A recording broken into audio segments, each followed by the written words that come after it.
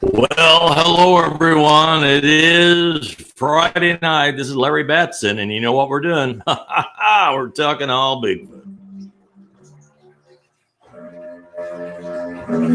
That's right. Every Friday night, 10 p.m., we're talking all Bigfoot. This is Larry Battson broadcasting from the remote jungles of Clinton Falls, Indiana. I hope everyone's having a wonderful night tonight, and looks like we're going to have some nice weather this weekend, and I'm already sick of the scary music.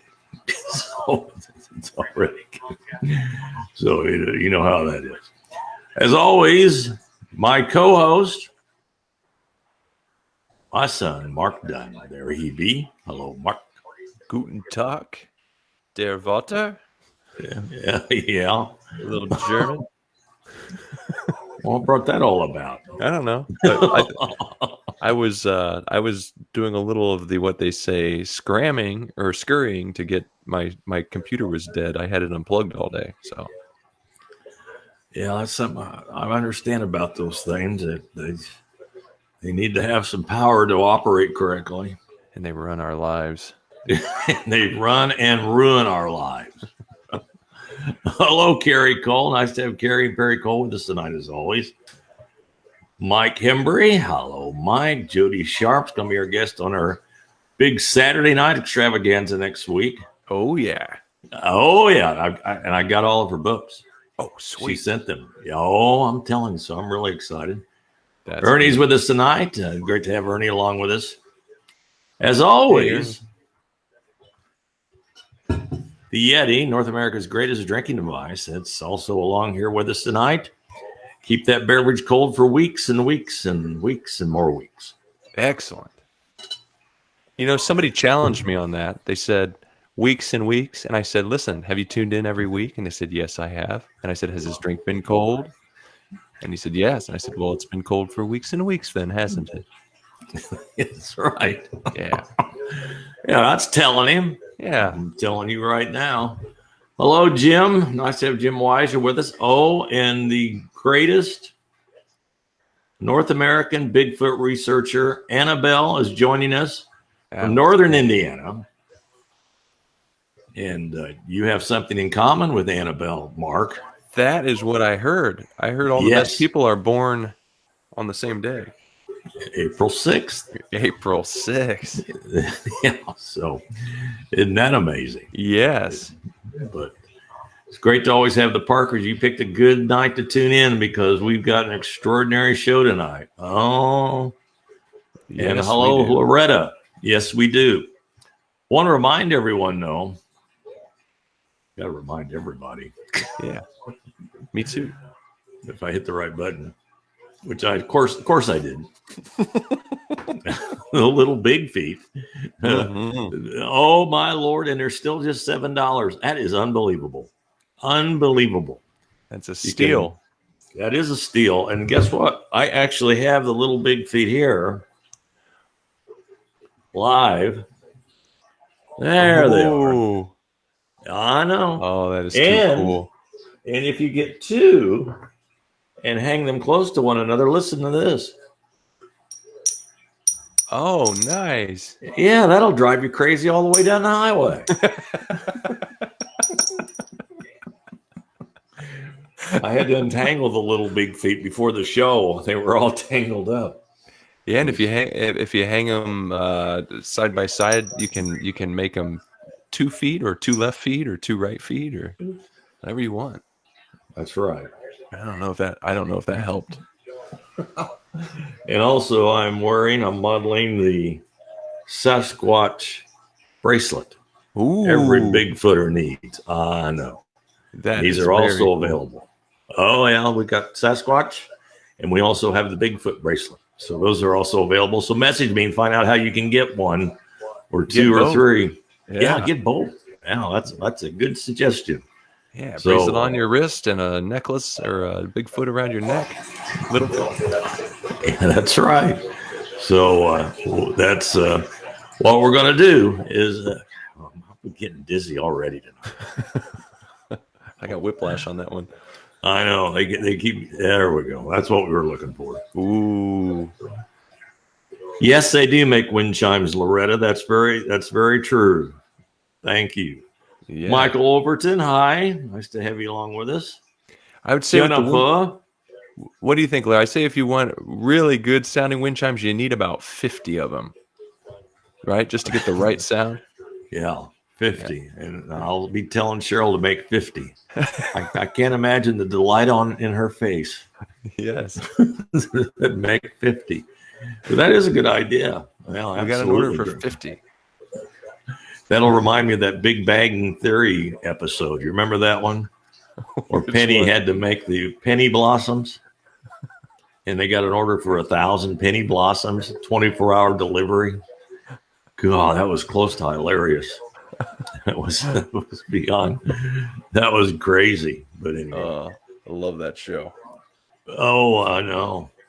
Deep dark wood for wind chimes, Eric says. So we'll have to remember that. Oh, yeah. Absolutely. All right, tonight. I'm very excited about this. I've been doing this for close to 50 years. And I've spoken with lots of individuals over those 50 years that say they have seen something we always talk about every Friday night at 10 o'clock, the Sasquatch or Bigfoot. And I've been collecting these reports. I will have to say that the report we'll hear tonight may be one of the, this may be one of the most intriguing, interesting ones I've ever heard. And what I love about it is no one has hardly heard about this report. In other words, the individual is not a member of any Bigfoot groups or anything like that. He's pretty much kept to himself. Now, we respect him for coming on the program because he's never really spoken publicly. He hasn't, I shouldn't say, spoken publicly about this. So we're going to call our guest tonight Ed. Okay. Protect his identity? Protect his identity because, sometimes it's not such a good thing when you give out information like we're going to hear tonight that everyone know who provided us with that information. If that makes any sense at all, and it probably doesn't. So that's why I need a drink of lemonade. Mm-hmm. Well, and also, I mean, if he's giving out information where he is or where he lives or what he does, and we know our community, and you may get a few emails and phone calls and letters, and they'll bug him to death. Disturb his peace. Disturb his peace, and I understand it completely. So, Ed, are you there? Yeah, I'm here, Larry. Great. Can you hear him, Mark? Yeah, I can hear him pretty good. I can hear Mark too. Yeah. Oh, hey, Ed. Mark. Evening. Great to have you on the show. Let's start at the beginning. Sure. On this story, this report, this encounter. Yeah. Where did it all start? So this all started a little over 20 years ago.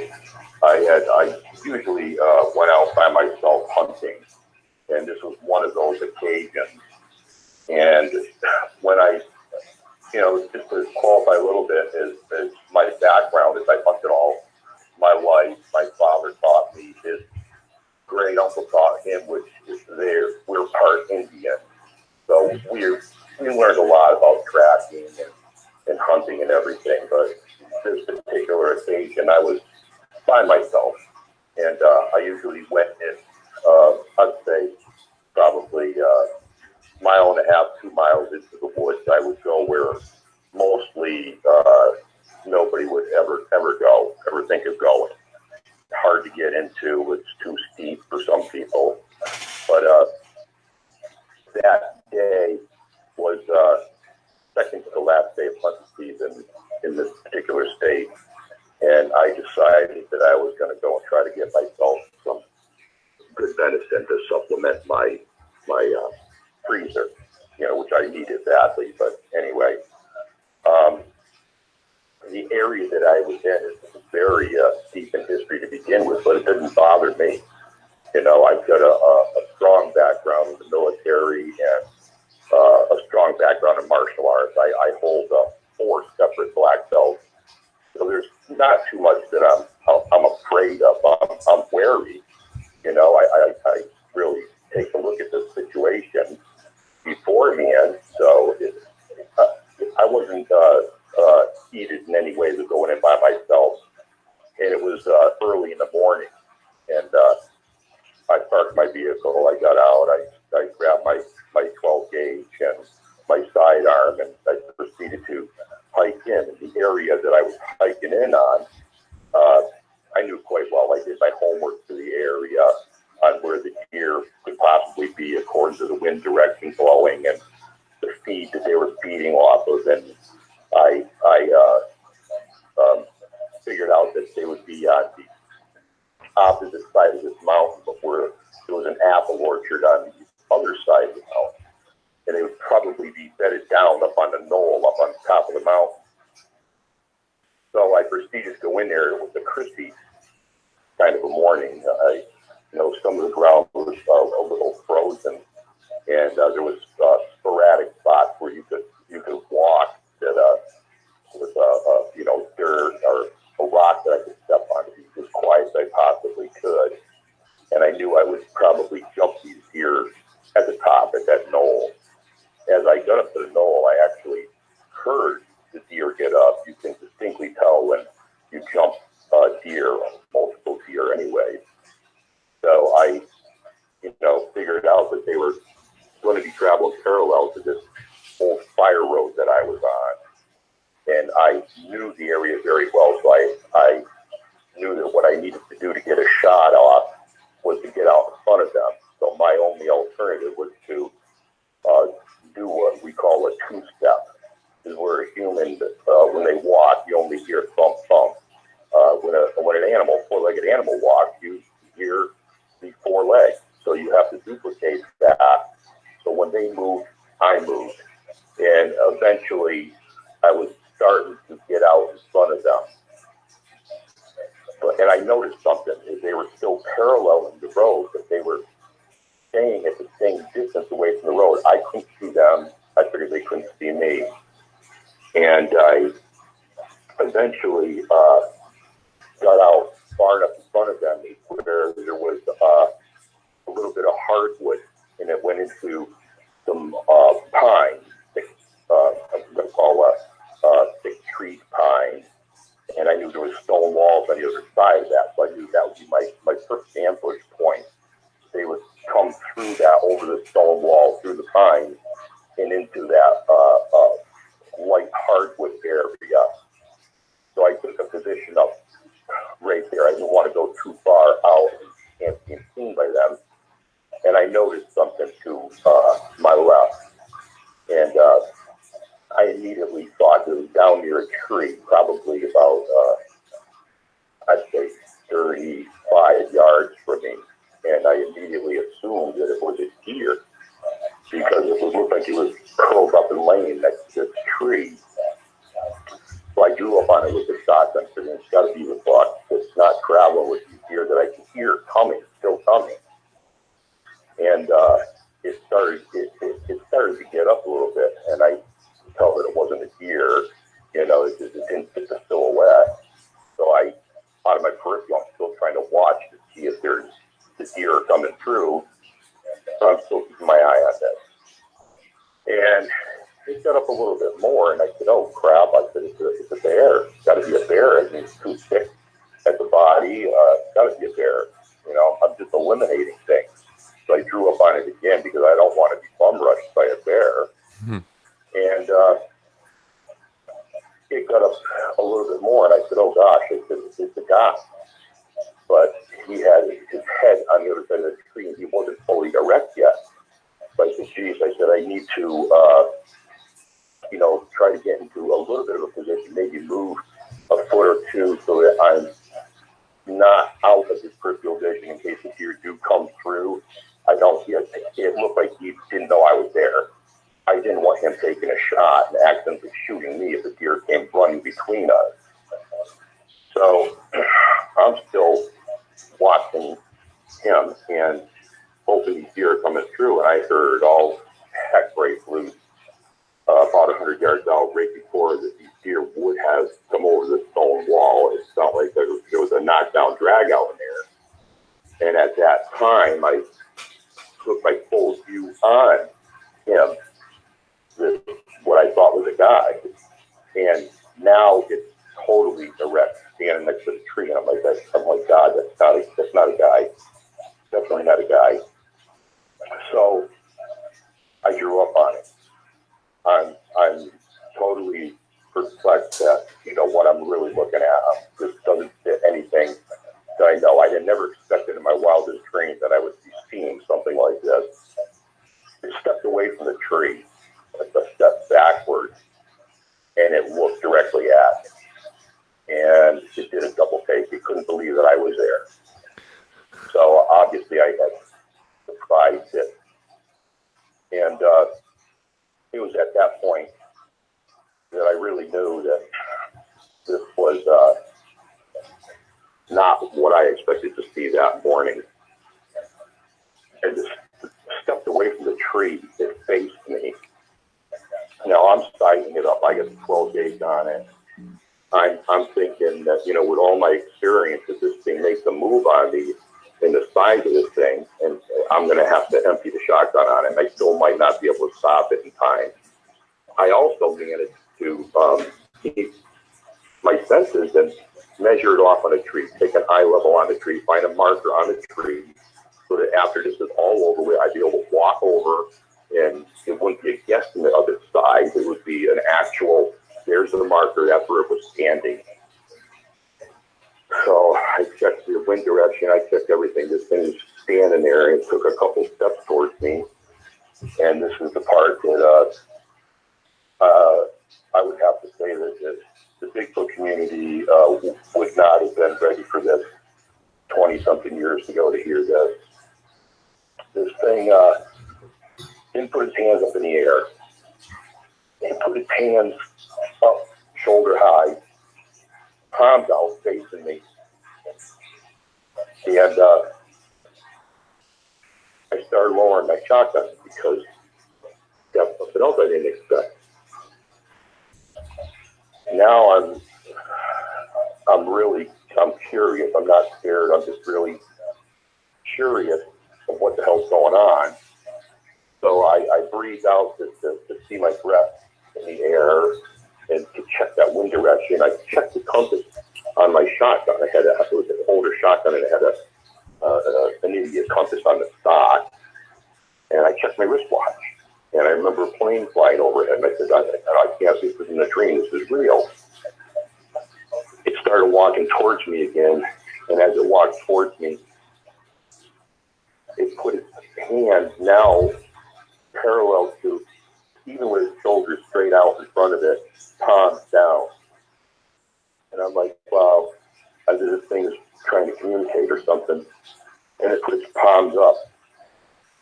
I will say this, the whole time that it was doing this, I took an inventory on this thing. This thing has blue eyes. I can understand the reason why. This thing had dermal ridges when it got close enough to me. I could see the dermal ridges in its palms, just like mine. But anyways, it put its palms up. And at that point, it was probably 7 yards away, maybe max 10 yards from me. Right in that area. I could see its fingernails. I could think out everything on it. It was dark skinned. Not what I expected. This thing did not look like a great ape. This thing looked like a Gigantopithecus. It looked like a man. It looked just like a man, a big freaking man. And it pointed at me. And then it pointed at itself with the same hand. And then it pointed to my left and pointed to my right.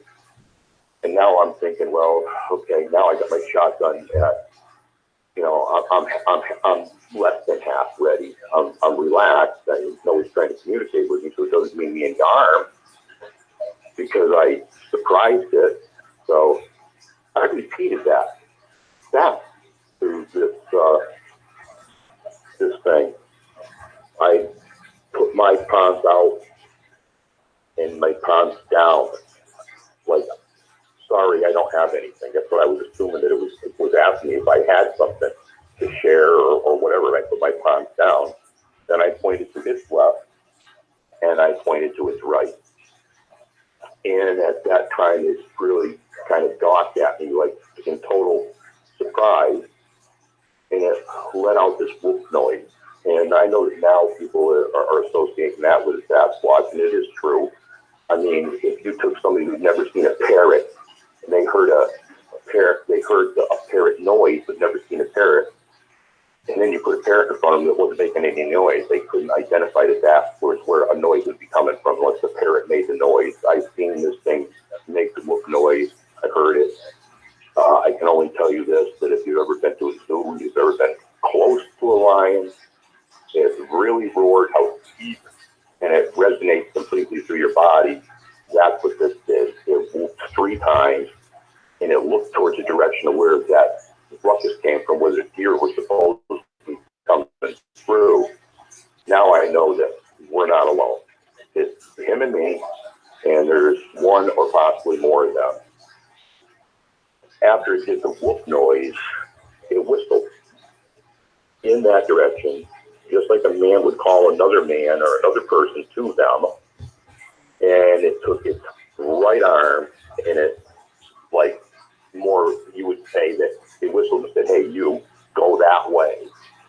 And at that point, it looked back at me, and it just took off. It took off really fast. It was pretty heavy, but it took off at a pretty good pace. About, I'd say 100 yards from me, maybe not even that, maybe 70 yards. And the other one, there was another one, and it come running out from where the stone wall area was, going right towards that big one. And this thing was lighter colored, and it could run. When people tell me, well, you know, it chased me out of the woods, come on. There's no way it's playing with you. It just doesn't want you there for whatever reason. If it wanted you, it could outrun you. You would not get away. I think if you were on horseback, you probably wouldn't get away. And it met up with this other one, and I could hear murmuring. I call it murmuring. But if anybody's ever seen that cartoony show, King of the Hill with Boone Hauser, how he kind of mumbles like, that's what it was like. And he was looking right at the other one, and then he pointed directly at me. And the other one looked at me and then looked at him. They were like bosom buddies close to each other. And the big one pointed at the other one and pointed for him to go in that direction, and pointed to himself, insinuating that he was going to go in this other direction. Up till that point, I was really considering tracking them, Larry. Like following them at a distance and seeing where the heck they were going from here. But when they did that, I said, you know what? This thing is using tactics on me here. This thing doesn't want to be followed, and I could be in a lot of trouble. I was even considering the fact that I want to go over and see the kill. I know they got a keep. I know they did. And, you know, way after all this, I thought about it. It's like, people say, well, they just disappear. Well, I don't believe they just disappear. I believe that they can go into the trees. And this one here that I surprised, he was on a pinch point. He was on the final part of an ambush in case the deer got through. And the deer that were coming through, they were ambushed by the other one that I've seen, and possibly more. Who knows how many. But I left the area. And when I left that area, I was shaking for sure, you know, and I didn't leave the way I came in. I didn't think it was going to be a really safe route out. I usually carry a lot of survival, not a lot of stuff on me, but I'm prepared. And I had a rope on me. And it was old forest woods down an embankment that was a couple hundred yards to get to the bottom. It was probably a 65-degree slope, but I knew that there was plenty of trees to tie off on and just keep my balance and slide down. And if they decided to throw boulders at me, who got it knows, you know, that I could still get behind a tree. They wouldn't hit me with a boulder. And I got out of there, and I never hunted again. You know, occasionally I do go out in my backyard here, but I'm armed when I go out there. I don't think I would ever shoot one. It would really have to threaten me, but I just want to tell people that regardless of what, people say that it's like a gray ape or whatever. What I've seen is a thing of nightmares. It was more human than anything else. They can communicate. They're not stupid. This thing took flanking maneuvers on me. And that was pretty much it for me. It's taken me over 20 years to actually tell the whole story of what it did. It's one thing seeing it, and then we assume that they're all not that smart, but yeah, they obviously eat meat and everything else, and they hunt. So I'm not thinking that it's the greatest idea for people who go into the woods to be banging on trees. You just tell them where you are. That's all you're doing. And if they throw little rocks at you or something, they're playing with them. They could easily hit you with a 30-pound boulder off a stone wall easily. If they want you, you're going to disappear. I've said that when they talk about the rock throwing, a Major League Baseball player can throw a baseball about 100 miles an hour. Right. A Sasquatch could probably throw one who knows how fast. Right. And they could use that as a hunting method. Exactly. You're looking at, when, like I said, people say that, well, I outran one. Well, you're looking at one of the rites of passage for an Apache boy. His rite of passage is a manhood. Is he has to go out and catch, I don't know, 1 or 2 or 3 jackrabbits bare-handed. Now, if a human can do that, and from what I've seen, I would have to say that if a Sasquatch wanted to catch a deer, or 2 wanted to catch a deer, they're fast enough and smart enough to do that. I know from my experience that in tracking with my father particularly, we would deliberately push the deer, knowing by looking at the tracks how far he was in front of us, that we could make it antsy, and they would move. They would keep moving. We would stop them from stopping. We'd keep them moving, and they would get tired. So finally, you would catch up to them, and they would just stand there. And I'm sure that they probably have a lot of endurance. People have seen them run up some steep hills and, other things. I'm pretty sure that if it wanted to get a deer, it's going to catch one. It doesn't have to ambush. But I believe it did. I believe it was in the trees that day in that area.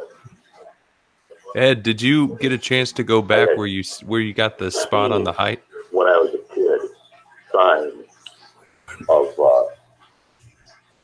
this thing, and not ever known it. When I've been out hunting with my father and my great uncle, and they would say that we have to leave the area. We can't hunt here. We're not supposed to hunt here. And this would be an area, your way the heck out there. My great uncle would be the one saying, this is where we're going to go hunting. And we would come across, like, for instance, this one time I came across these human-looking tracks in the snow, barefoot. And I told them, they said, if you see anything strange, let us know. And I said, yeah, some knuckleheads running around barefoot up here. And they said, really? They said, where? And sure enough, they went down there and checked out. They came back, and my great uncle said, no, we're not supposed to be here. And I never understood. I was a kid. I'm like, yeah, maybe we shouldn't be here because you got a knucklehead running around the woods of Maine, the border of Maine and Canada here, and they're barefoot running around in the snow. We don't need to be around people like that. Yeah. Well, it's and now I've said this for years. Can you hear Mark, Ed? Can you hear me okay, Ed? No, I can't. Oh, I'm trying to decipher this technical problem I have out. It's my fault, of course. that's okay. If you want to relay the question, I just wanted to know if he went back and marked the spot he marked visually on the tree to get the height.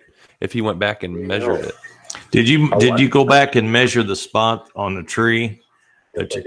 Yeah. And how tall was it again? I figured it from the mark on the tree, I was a little disappointed. I wanted it to be like 9 feet tall. But it wasn't. It was close to 8 feet. It wasn't quite 8 feet tall, and it was probably from the training I've had in my life. So I fought a lot of matches in martial arts.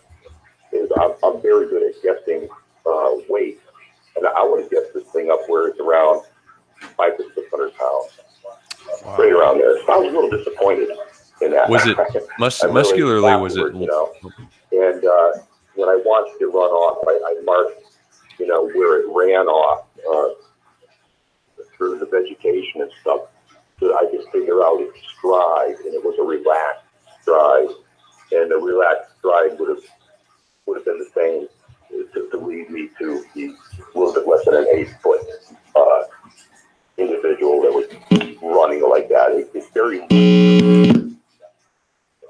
leisurely. It could take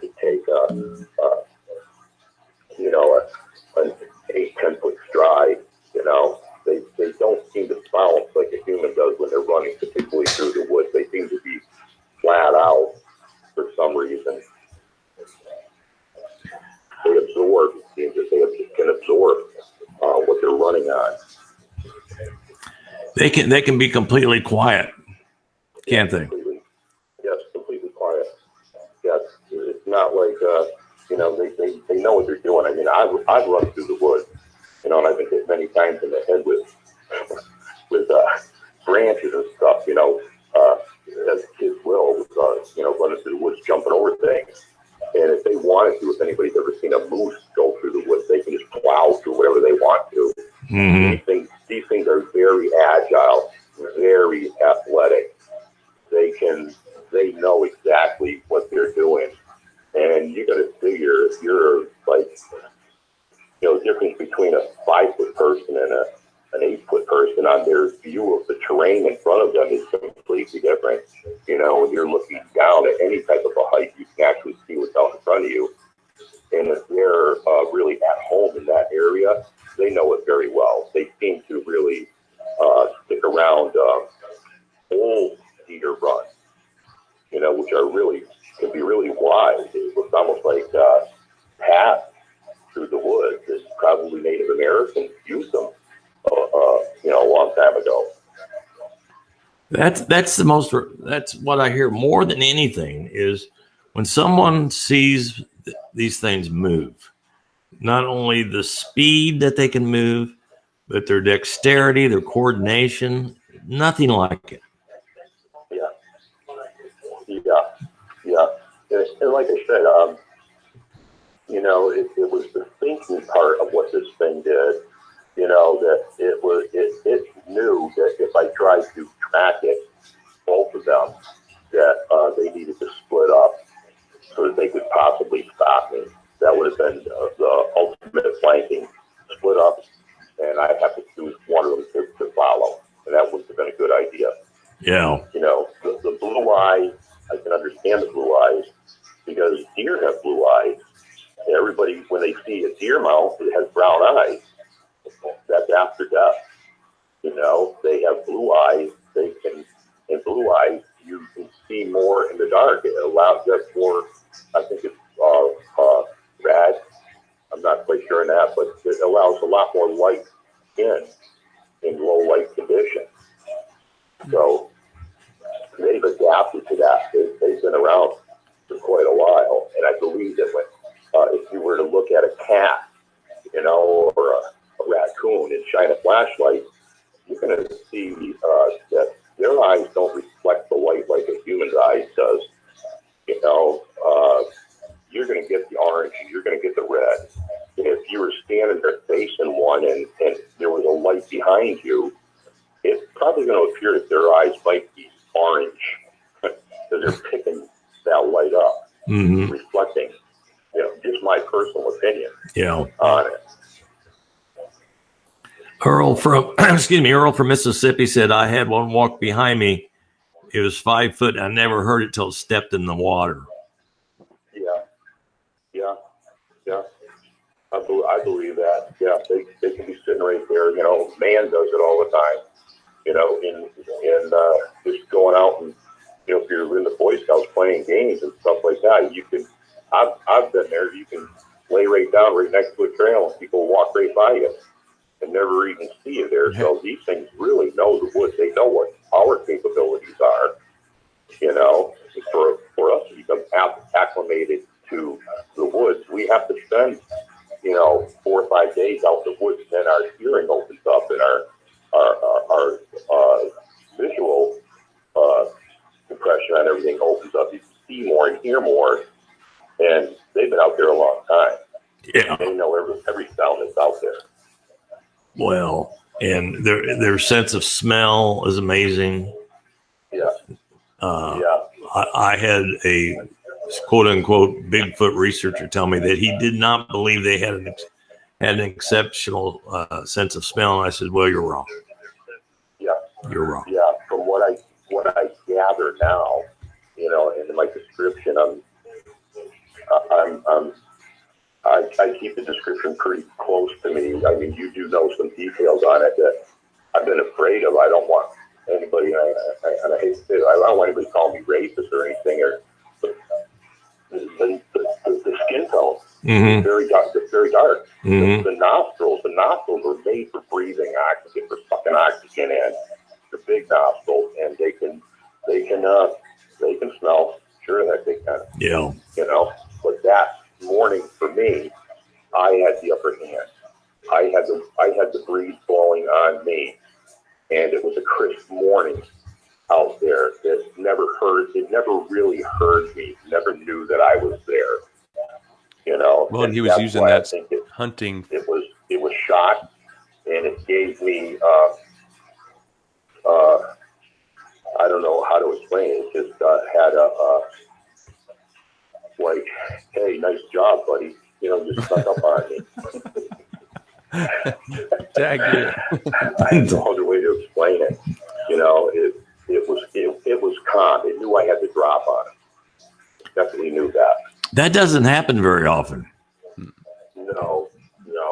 I mean, yeah, this thing was definitely more focused on the deer and the way that I had come into the area to set up my own ambush on these deer.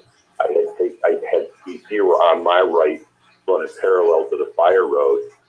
So I had swung a little bit left on the fire road to come out just a little bit wide on that to still maintain cover, and then kind of back in. I wasn't in its peripheral vision, and that's why when I thought it was another guy, I wanted to take a step forward and hopefully at least be in his peripheral vision. So if these deer came through, he wouldn't shoot me. yeah. But it turned out, no, it wasn't a hunter. My whole thing that day was, I didn't just figure that this is what it is. I actually tried to put it to a peg every single time, and it failed on all the other pegs. Until that was the last one. And I just, the only thing I sort of regret is that morning I opted to leave my phone at home, because back then the phone didn't really have all the real good capabilities of a modern phone. And I think, well, if this thing rings or anything, it's going to spoil my last chance to ever get any meat for my freezer. Yeah. So that was a disappointment. But and that's why I decided I was going to try to remember every detail, wind direction, the whole 9 yards, in case someday somebody really came forward and said, well, we want to hypnotize you. I would have to say they need to sit down with a cigar and perhaps a little glass of whiskey, because it's not what a lot of people really believe at the time that a Sasquatch would look like. They had it more like ape-like and long arms. And, no, this thing had fingernails like you and me, and the dermal ridges on its palms really got me when I've seen that. I haven't been that close to a gorilla, so I don't know how that comparison would be. But the facial features, the mouth, the ears, The only thing that was a lot different was, well, skin tone was dark, and it didn't have fur. It had hair. It definitely had hair. Was it long hair, or was it different lengths throughout the body? Yeah, it was long hair, mostly covered his body. His forearms, no, not so much. It was not so much on the forearms. Biceps, face, the face wasn't completely covered on it. You could really make the face out. I can see where some people would, at a distance, think that the whole thing was really hairy or furry because of the color of its skin. It seemed to blend in just very well. Mm-hmm. You know, you would look at it and say, well, yeah, 50 to 100 yards or better, you think that the thing was really hairy. How can you see hair at that distance anyways, or really good facial features? You've seen the Patterson-Gimlin film, I assume. I did. And I've heard a lot of stories about the Patterson film. I've watched the Patterson film. I'm not going to. It would be an exceptionally heavy one when they come out and they say that it was a female. And that very well could be an older female. I find that it would be extremely difficult to duplicate a run. Person in a suit. I mean, just tie some pillows around you. So, when we were little kids, Larry, and you went out for winter time, your parents dressed you up in them ski suits. You weren't going to run anywhere. I think that's why they did it. But for somebody to dress up in that suit, that some people think that somebody did do, that would have been really a difficult run for somebody to do. A difficult run. Did it look like what you saw?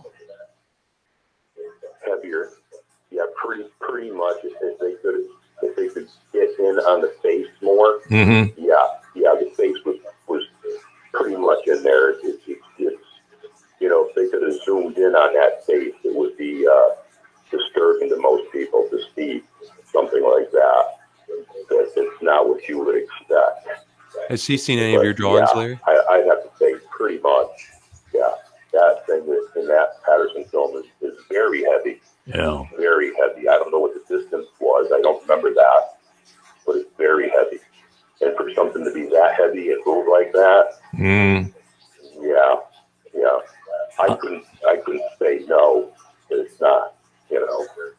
You can see your computer right now, Ed. Yes, sir. Mark just asked whether it looked like. I want to show you one of the drawings. We did this one last night, and I think you had a chance to preview it. And I want your opinion on how close that is to what you saw.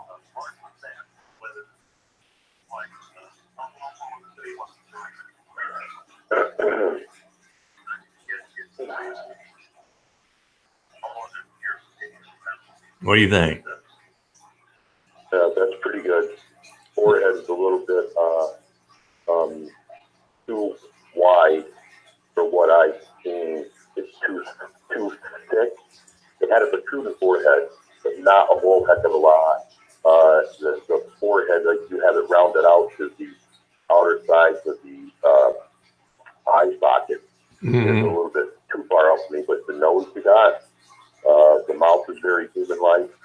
The eyes, a little bit too much hair on the face. Top of the head, yeah, you got it on that. Yeah, it's pretty darn close. I mean, definitely. Not to take off of that, but the last thing that I've seen that somebody had sent me, and I think I sent it to you also, was on Expedition Bigfoot, or out of Virginia, or they have a one that somebody made one in there. And most people would walk completely by that and say there is no way that belongs in a museum. But what you have there is, yeah, you got the nose, you pretty much do have the mouth, the eyes, yeah, you got the eyes on that, although they're blue, not much bigger than a human's eyes, and you can actually see that it has ears. And that would be the only thing that I would change. The protruding forehead doesn't come out that much on it. Okay. But yeah, you pretty much got it on there. That would, if you've seen that running around, that would pretty much take it back a little bit. What do you think about these people these people are actually looking for it? What do I think about the people that are looking for it? Yes. I think that there's two groups out there. There used to be three. The third one is the professional hunters. They stopped because I think they've seen it and they know. The second group is just doing it to try to get the money off of the very first group that wants to have the experience. That's just my impression. Yeah. Because if you really, really wanted to go out there and find one, there is a way to do that. I wouldn't recommend it. I don't really want to talk about it because I'm not so sure that all of them are peaceful. And I know it's going to raise a big ruckus with people, but I'm pretty much sure that, it's just like in humans, we have friendly humans and we have not so friendly humans. And I would not want to be out there with any of them that are not that friendly. Well, they're sophisticated enough. Working with primates, even the baboons, the most intelligent of the monkeys, each one has a different personality. Right. I mean, everyone does. Chimps are the same. Everyone has a different personality, so there's no reason to think that these wouldn't be under the same. I would say this to people: if you want to go out, you want to look, learn how to track, learn how to sit quietly and patiently and enjoy the wood and let it come to you. You are not going to go out deer hunting and decide that you're going to go run around the woods and beat on the side of the trees and you're going to still see a deer. Maybe you will, but highly unlikely. The same with this here. Yeah. Highly unlikely. I've always thought the wood knocks, we have no witnesses that have actually seen one do it. That's the only thing that I did not see it do with wood knock. I've seen it whoop, hand signal, and whistle. And I think that the wood knock, if this is true, that they're only communicating with other ones that are in the woods. Yeah. That perhaps they see you and they want to tell their buddy, hey, we got some live ones here. That's one way to put it. Well, I've always said they have to have a sense of humor because they're sitting there in the woods and they see some guy in his camouflage and all of his cameras and stuff, and they're thinking, "Where's a rock? Where's a rock? I'll chuck a rock at this fella." Let's see. Just have a rock at him, or just scare him. Yeah. Growl at him. Well, you may have heard on this program, we have a couple of friends from Newcastle. One guy has this tremendous sound system. I mean, I don't know how many watts, but it can blow the leaves off the trees. And he asked me, he said, what kind of sound should I put on this? I said, well, if I was doing it, I'd put baby sounds and I'd put gorilla sounds because you want to get their curiosity and have them hear a sound they've never heard before. So they want to know what that is.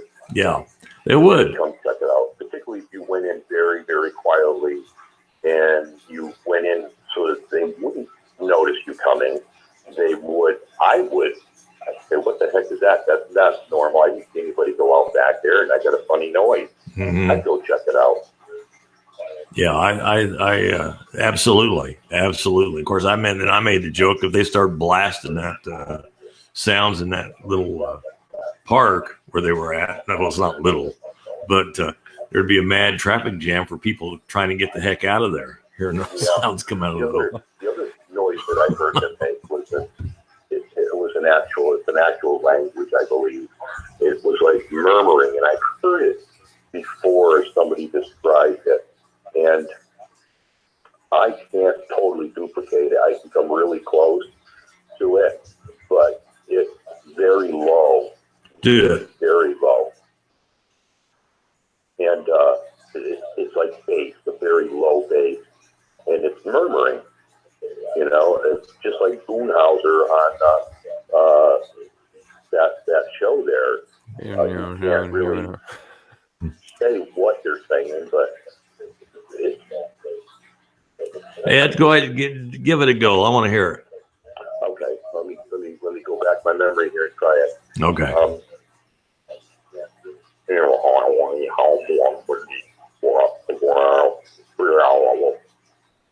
That's about it. I don't know if you heard that, but Yes, we did. you know, I've only heard it one other time, and somebody thought that they recorded it, and I was sitting there and I was saying to myself, this guy has no idea that he did record these things.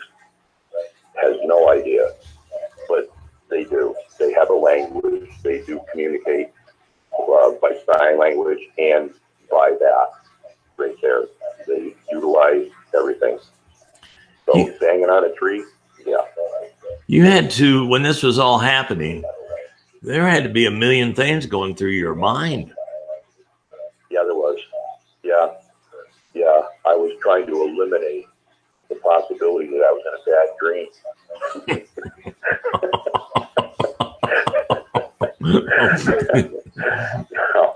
That was the first and utmost. The other one was that I had to maintain my my calmness. You know, I didn't want to freak out and do something wrong.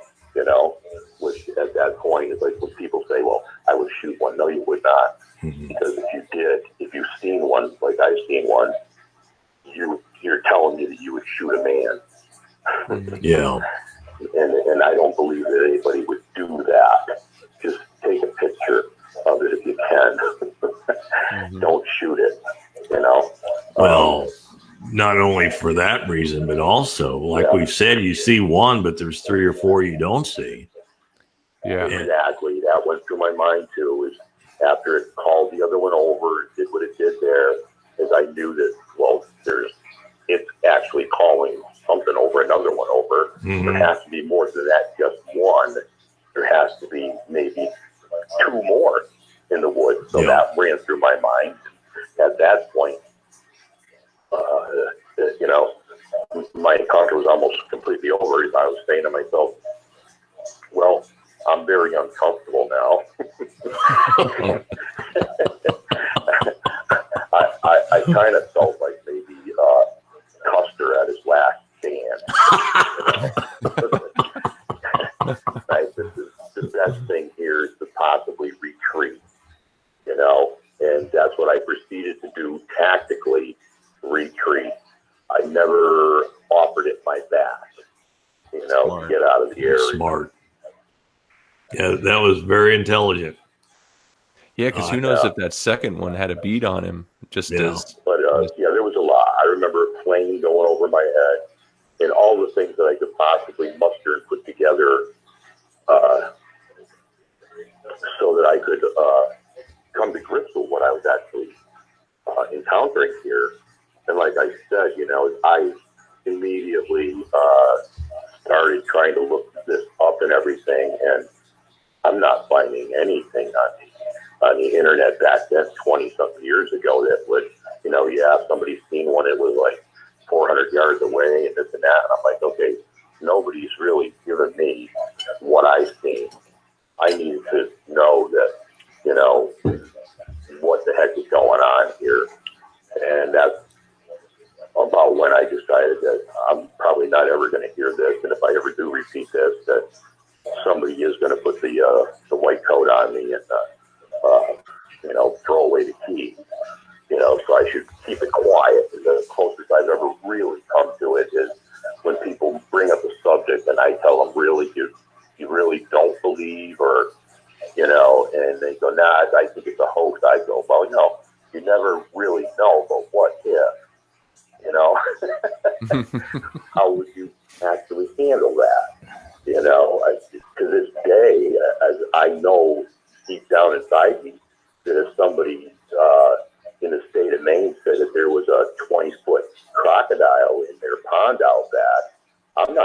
out there skinny dipping, because there could be. Yeah. Yeah. I can't say no on any possibility of anything being out there after seeing this. I never in my wildest dreams ever thought that I would, see this. I hoped when I was a kid, as kids will do, geez, I would like to see a grizzly bear, or I'd like to see a moose, or I'd like to, and that was one of them.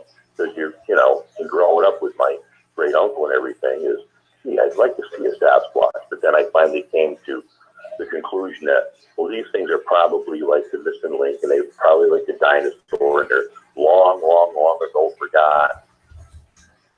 But before my dad passed away, I did tell him part of it. I didn't tell him the whole story because I didn't need him laughing at me, but I told him what I seen, and he looked at me dead in the eyes, and for the first time in my life, my father looked at me and he said, I understand.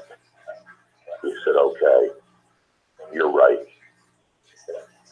And that was pretty much it. He left me with the feeling that, yeah, he himself and probably my great uncle, they do stories or seen it themselves and never ever talked about it. It changed your whole life, didn't it, Earl? Yes, it absolutely did. Like I said, I stopped hunting deer. I no longer like to go out by myself because I just it's like I can just tell if something's out there. I don't care if it's a deer or a squirrel looking at me. If I can just feel it, I can't relax the way that I really used to relax in the woods. I used to be able to go out hunting with my dad and my great uncle, and it wasn't anything for me to scooch up next to a tree and fall asleep. Yeah, absolutely. I was a kid, and now today I look at it like, well, I don't want to wake up and find them all sitting around me. How long ago was this, Larry? This was how many years ago was this, Ed? Let me see. It was about 25 years ago, I'd like to say. 25 years. Yeah. Well, that's just yesterday. I wonder if they're still alive. Yeah, I occasionally, because I've never really spoken about it, something would set me off, and I was thinking about it, and I never really wanted that to turn into a mostly forgotten memory. I wanted to remember exactly what it was, because I figured that maybe someday I may come across somebody who definitely seen that, and if they did at that close proximity, they would need the help that I needed back then. No. Because there was nobody to talk to, and they would definitely be scared crazy out of that. Afterwards, I was. During it, not so much. Yeah. I knew that I knew that quite possibly I didn't have enough firepower on me. I just felt that if this thing, if people can understand that if a gorilla, at 20 yards away, let's say, decided that it was going to bum rush you, well, you better have a freaking howitzer on you. Oh, you're done. Yeah. Because it's probably going to die with its hands around your head or something. And that's how I felt about this. I felt that it wanted to still get to me. I didn't have enough firepower to stop it from getting to me. That's another fact that I've heard from more than one person. Yeah. The shot. This thing seemed to be trying to communicate with me. I actually felt a sense of peace. Wow. That this thing was giving me respect for being able to get that close to it. It's kind of like what you would hear stories of Native Americans. They call it counting coup. Well, I could probably hit you with an arrow, but how about if I just run up and you don't know I'm there and I touch you with my arrow and run off. You know, you get a lot of more respect doing that. Yeah. By beating an opponent. And I have heard stories that they have actually run through people's campsites and, you know, done this or that. So they could do a lot of destruction if they wanted to, but they don't. Yeah. They just want people out of the area. Well, people's disbelief in it is one of the reasons that they've hung around as long as they have. Yeah. I mean, I don't think, I personally, I don't have enough, I don't think anyone could ever, let's say, quote unquote, hunt one or more. Right. I don't think it's possible. I mean, and I've always said that if it was close to a chimpanzee, a gorilla, something like that we've heard before, that's silly, because if it was, they'd have one in a zoo somewhere. Right. But this thing, whole different ball game. And when I hear someone say if they ever saw one, they'd track it, I say you have absolutely no concept of what you're talking about. Yeah. The other thing that got me through it after all these years is, I mean, our DNA's been changed, you know, and why hasn't this thing's DNA been changed? Or has it? You know, if you went to a museum, and growing up, we always, you know, you did that thing in school, history and everything, and they would have the missing link, but there was just an empty space there. There was no human standing there. It was just an empty space. Mm-hmm. That's where you could put this thing. Yeah.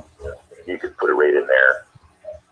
You know, and people can come up with, well, this is what it looks like. It's kind of like coming up with finding a bunch of dinosaur bones and saying, well, this is what the dinosaur looked like. Yeah, well, you can probably come close to it, or you can get it exact. But this thing, you know, I would. People say, well, why haven't we found any bones or graves?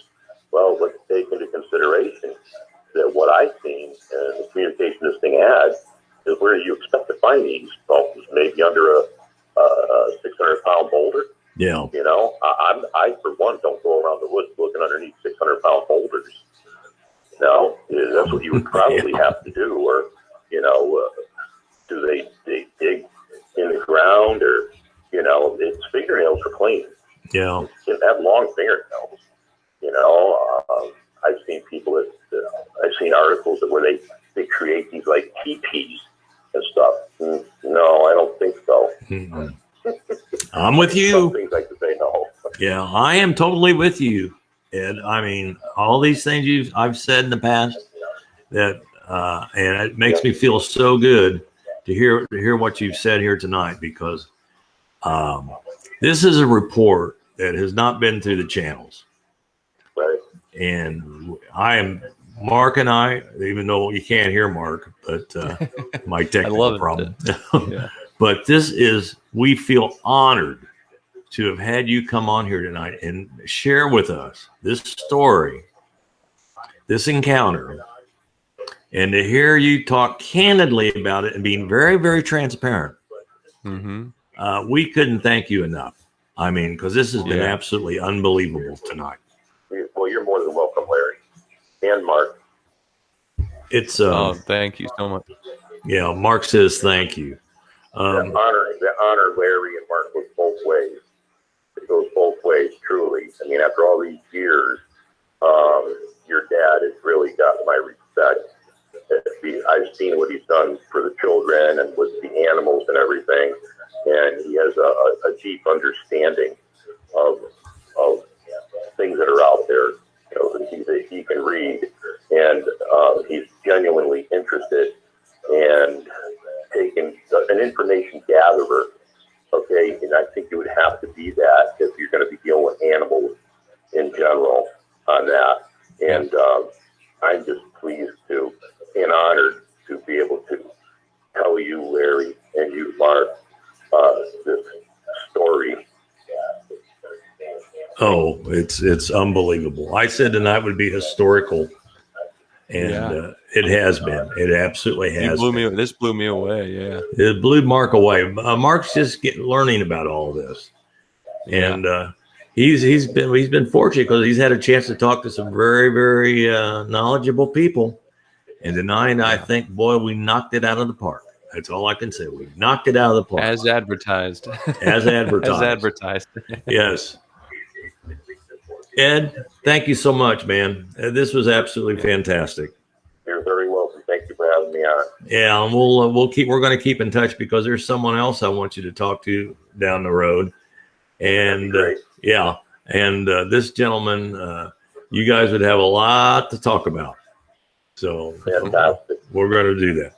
So I appreciate it. have a great night. Thanks for giving up your Friday night. This was wonderful. We'll keep in touch, and thanks for joining us. No problem. Thank you very much, Larry and Mark. Thank you. Yeah, thank you. Also. Wow, that was incredible. That was incredible. Can you imagine, as I set the phone down here, when he contacted me and said he wanted to talk how did to that me? happen? How did he contacted out? me. He'd apparently been following some stuff I've been involved with, and he knew all about the animal thing that we do and all this. And after I spoke to him, I thought to myself, I've been a lucky fella with this Sasquatch Bigfoot thing. I mean, the first researcher I ever talked to was John Green. That's the first one. And then I had the opportunity to meet up with a fellow in Conneaut, Ohio, and his wife gave me their entire journal on this. And I've spoken to so many people over the years that I feel so privileged. And tonight, that was just awesome. Yeah. That's all I can say. It was just flat awesome. And all I could think about was how many times you sat down with somebody and heard their story for the first time. Because I know you've told a lot of the stories and a lot of them that you've told for 20 plus years. You know, you've told those stories hundreds of times. To hear one just fresh off the presses is fantastic. Oh my gosh. Yeah. This is definitely, it'll be part of my repertoire. Yeah. when I get, because this is just too much valuable information that actually witnessing two Sasquatches giving sign language to one another, doing sign language, the pointing aspect, the palms up and down. And it was and you could see his voice. You could hear it in his voice that he was this. He didn't drop a single inconsistency down to where he remembered that he could see his breath, and he described that in that morning was a very crisp morning. Mm-hmm. The way he was running to kind of flank the deer, masking his steps to the deer's steps, makes sense as to why when he came around the corner that had no idea who was there. Yeah, incredible. What I need to do now is to get with him, and we need to do a Drawing Bigfoot episode. Mm-hmm. Yeah, we need to do a Drawing Bigfoot, and we're going to make that happen. He's one of my new best Bigfoot buddies. Well, it just shows, you do a lot of things with integrity, both for educating children and with animals and all those things, and you're going to draw people that may have an opportunity to put some trust in you and maybe come out from underneath out of their shell to share those stories. Imagine how many stories like that are out there that people just want to tell the right person, not necessarily tell anybody. Yeah, they're very guarded about it. They're very guarded, and I would be the same way. I would be very careful who I shared any information with that happened to me, because it would be just beyond words. Yeah. Well, I'll tell you another thing. We got another gold star tonight. We got Georgie was listening in with Annabelle, and he said tonight's story is awesome. Oh, thank you, Georgie. Of course, Georgie is now the terror of the wrestling world up in northern Indiana amongst the schools. So watch out. Future state champ there. Yeah. I'm telling you right now, Georgie Parker, Annabelle, #1 researcher in North America, they wrestle cows and pigs. So He's been training for a long time. I mean, These kids are going to feel so weak. I know. I want to remind everybody, but I had to tangle them all before the show. I so dumb. The Bigfoot. Oh, and look, there's a dermal ridge in this one, in these two. So, oh, yeah. She's got the pads on there. I love it. Oh, yeah. Yeah. Oh, see that? Oh, yeah. Yeah, those first class. Fantastic. They're available. And also the wristbands, Sasquatch or Bigfoot, whatever one you would like. Ooh, get one of each. You got 2 arms, right? Well, I mean, yeah, right. If somebody doesn't, then, I mean, you can put one on an ankle or something. I don't know. Well, yeah, whatever you want to do. Just buy one. Back out. Well, Marky, it was fun. Thank you. Yeah. Sorry, thank you. What a treat. My technical skills. I still don't know why he could not hear you, but it went fine anyway. You let the drummer run the tech, didn't you? You know, you're right. No wonder he's sitting over there being so quiet. I didn't even think about that. I know. I didn't want to say. I didn't want to put him on the spot, but you know what? I've had it. Had it with him. Yeah, I think you're gonna have to go. You're gonna have to go. The boy's gonna let you go. Yeah, fired. You're fired. You're let go. But just think, the last time you were here, you got to hear these cool Bigfoot stories. So yeah, that's true. And you signed a non-disclosure, so you can't share them with anybody. That's right. Don't forget it. Good night, Perry and Carrie Cole. Good night, America. Good night, Jody. Around the world. Dustin, Loretta, Earl, and our very special guest, Ed. You've been watching Talking All Bigfoot here on Be Live Television and Facebook Live. Have a great night, everybody. Love you, Mark.